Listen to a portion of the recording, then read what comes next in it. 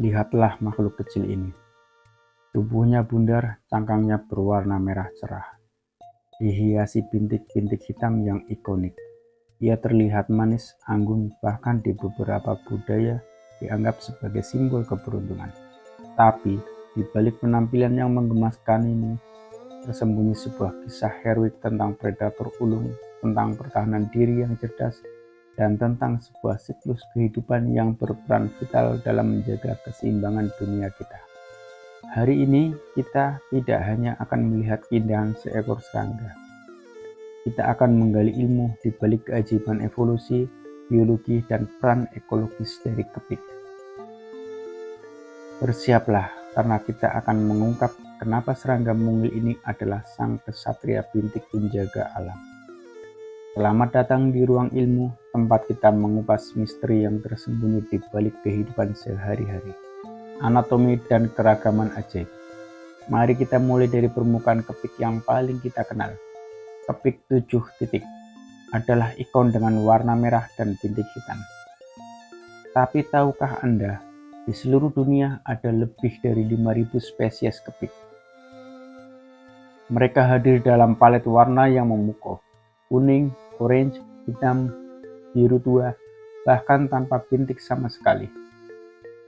Dan warna cerah itu bukan sekedar kosmetik. Dalam dunia sains disebut aposematisme. Itu adalah peringatan keras. Warna cerah memberitahu predator, jangan sentuh aku beracun dan rasanya menjijikan.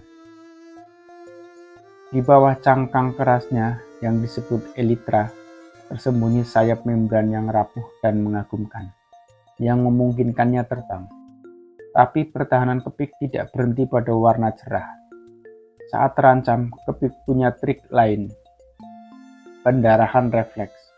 Ia akan diam, berpura-pura mati, dan mengeluarkan cairan berminyak berwarna kuning dari persendian kakinya. Cairan ini mengandung senyawa alkaloid yang sangat pahit dan beracun bagi serangga dan hewan yang lebih besar.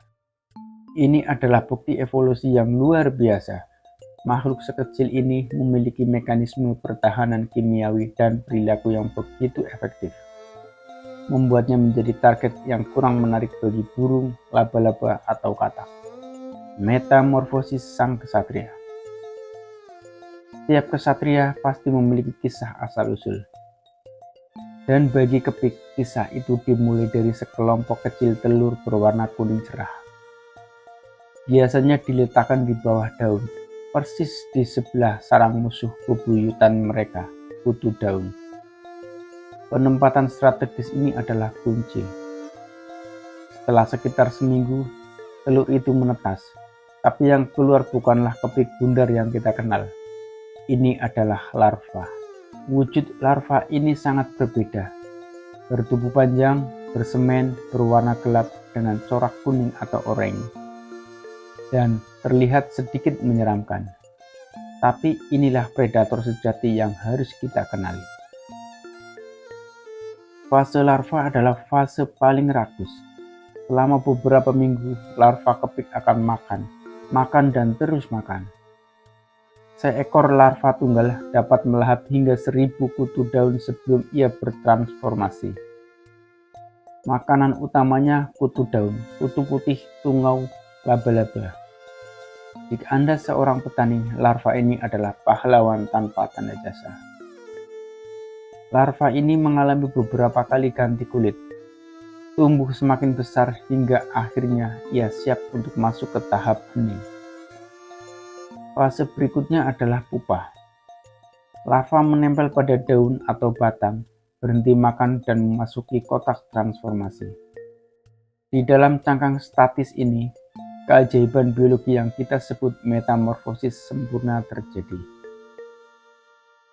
Dalam waktu kurang dari 2 minggu, larva itu akan direkonstruksi total. Ketika pupa terbuka, keluarlah kepik dewasa yang bersayap. Awalnya sayapnya masih pucat dan rapuh, tetapi segera mengeras dan mengambil warna cerah ikoniknya. Siklus telah lengkap dan kesatria baru siap bertugas. Sang pahlawan ekosistem dan pertanian. Inilah peran paling penting kepik. terutama bagi kita manusia.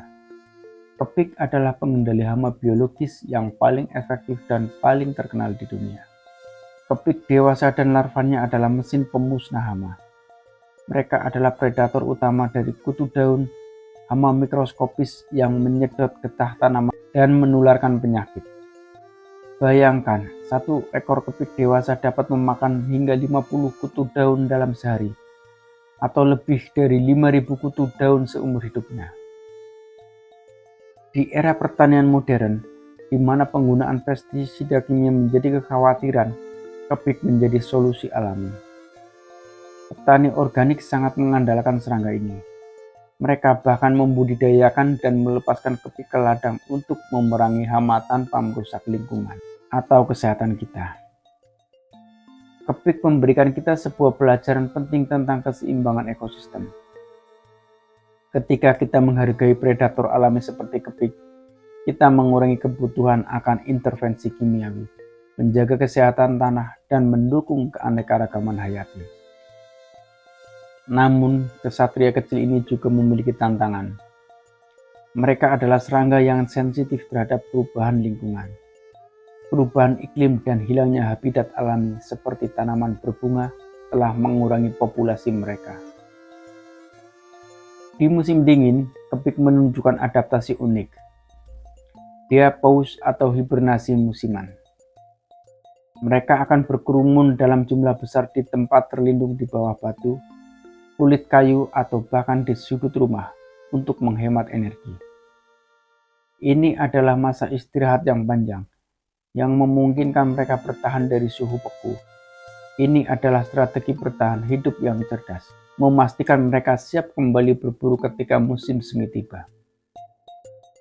Sayangnya, salah satu ancaman terbesarnya adalah kepik invasif seperti kepik Asia yang meski juga pemangsa hama dapat berkompetisi dan bahkan memangsa spesies kepik asli yang lebih kecil.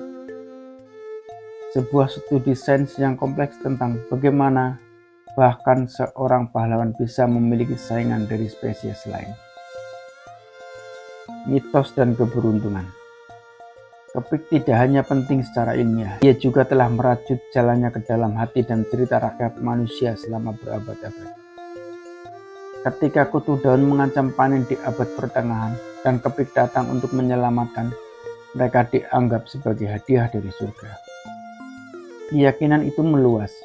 Di Prancis, dipercaya bahwa jika kepik hinggap pada Anda, rasa sakit atau penyakit akan lenyap. Di Belgia, jika ia hinggap di tangan seorang gadis, itu pertanda ia akan segera menikah. Intinya, secara universal, kepik adalah simbol keberuntungan, kemakmuran, dan kesehatan. Sebuah simbol yang sebenarnya didasarkan pada fakta ilmiah. Kehadirannya memang membawa kemakmuran bagi tanaman dan kesehatan bagi kebun. Jika Anda ingin mengundang kesatria bintik ini ke kebun Anda, tipsnya sederhana. Ciptakan habitat yang ramah. Tanam bunga yang menyediakan nektar dan serbuk sari sebagai sumber makanan tambahan bagi kepik dewasa. Yang terpenting, hindari penggunaan pestisida kimia spektrum luas. Pestisida tidak hanya membunuh hama, tapi juga pahlawannya. Dengan kata lain, untuk mendapatkan keberuntungan dari kepik, kita harus terlebih dahulu menjadi penjaga bagi kehidupannya. Jadi, di saat Anda melihat kepik merangkak di ujung jari, ingatlah bahwa Anda tidak sedang melihat serangga biasa. Anda sedang menyaksikan sebuah mahakarya evolusi, seorang predator yang efektif sejak fase larva, yang menggunakan warna sebagai peringatan beracun, dan yang telah memainkan peran ekologis dan pertanian yang vital selama ribuan tahun. Kepik adalah pengingat bahwa pahlawan sejati seringkali datang dalam bentuk yang paling kecil, bahwa sains, fakta, dan cerita rakyat seringkali bertemu di satu titik, dalam keajaiban alam yang harus kita hargai dan lindungi. Ini adalah kisah tentang kepik, sang kesatria bintik penjaga alam. Apakah ada serangga kecil lain yang memiliki kisah heroik seperti kepik? Sampai jumpa di episode Ruang Ilmu berikutnya. Terima kasih dan salam pengetahuan.